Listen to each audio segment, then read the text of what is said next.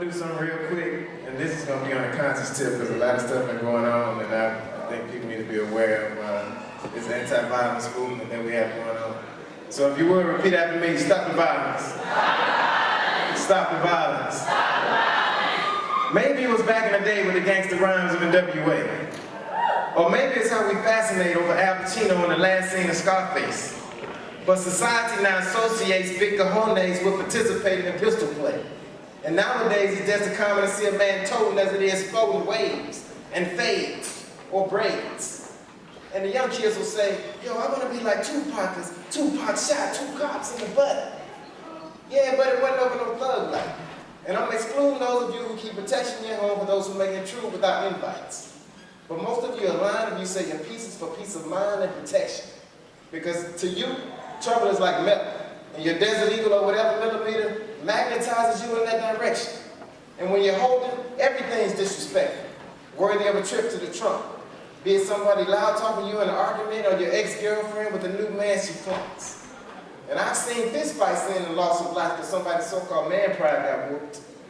But instead of waiting to fight another day, they attempt to repay the whooping with a bullet. My homeboy M. Rich of Rod was blown away for a little less than the side of town he stayed. My baby brother PC was leaving church and was hit by a stray by a gangster around the block with bad aim. I found out baby Glock was his nickname, which gave me an idea to make them all behave. Now, how about me and you fill a room with all the gangster dudes we know? We're gonna lock them all in, then remove their weapons, and throw in a 4 or 5-year-old. Then give that kid a Tech 9 to hold. And take notes as my theory unfolds. You'll see gangsters of all shapes and sizes, young and old, climbing out the roof and diving out of windows. And this will be your proof of what I've always been known. A lot of men's courage rests in steel. Remove that piece from the equation and the gangster will lose his appeal. Because his swag will be broken to pieces, like Humpty Dumpty off the wall.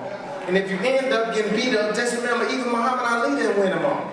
And I bet he couldn't wait to fight another day after he's corrected, protecting his face. And guess what? Whatever it is that you blow back is going to be what's buzzed back your way.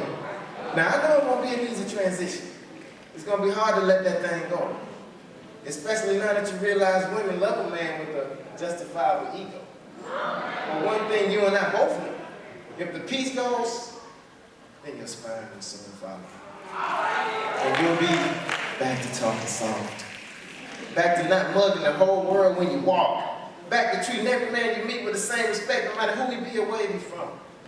Because your swag will be broken to pieces, like the crumbling walls of Jericho. I'm speaking to you sincerely. Fellas, do a nut check and make sure it's not a weapon that's giving you your manly feeling. And that's turning you into a beast.